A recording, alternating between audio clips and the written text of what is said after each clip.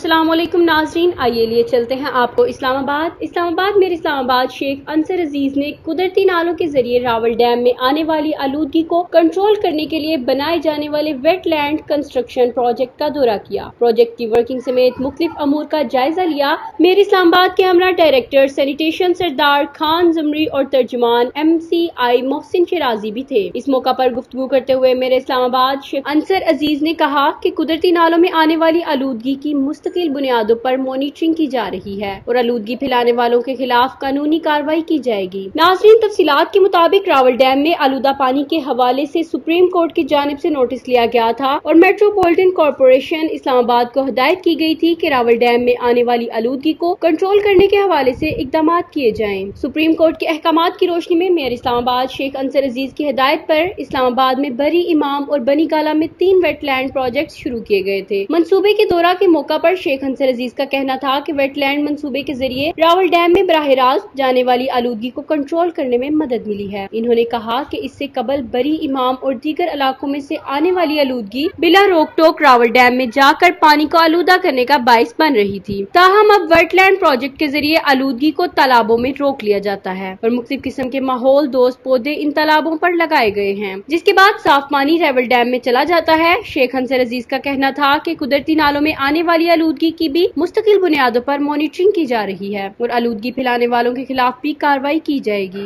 इन्होंने बताया कि कुदरती नालों के पानी में पोल्ट्री वेस्ट और सीवरेज की आलूदगी शामिल है जो रावल डैम में चली जाती है। अगर वेटलैंड का तजुर्बा मुकम्मल कामयाब हो जाता है तो NARC के बाहमी ताउन से इस्लामाबाद के नालों पर भी बनाए जाएंगे और रोज जैस्मिन गार्डन में से गुजरने वाले नाला और अव्वलीन तरजीह है, जिसमें G6 से सेक्टर से आलूदा पानी आता है। मरी और बाराको से आने वाली आलूदगी को कंट्रोल करने के लिए कोरिंग पुल के पास सीवरेज ट्रीटमेंट प्लांट बनाया जाएगा, जो कि टेंडर के जारी करने के आखिरी मराहल में है। मजीद तफसीलात जानने के लिए देखते रहिए वर्ल्ड TV। इसके साथ साथ हमारे चैनल को सब्सक्राइब करें ताकि आने वाली अपडेट्स आपको मिलती रहे।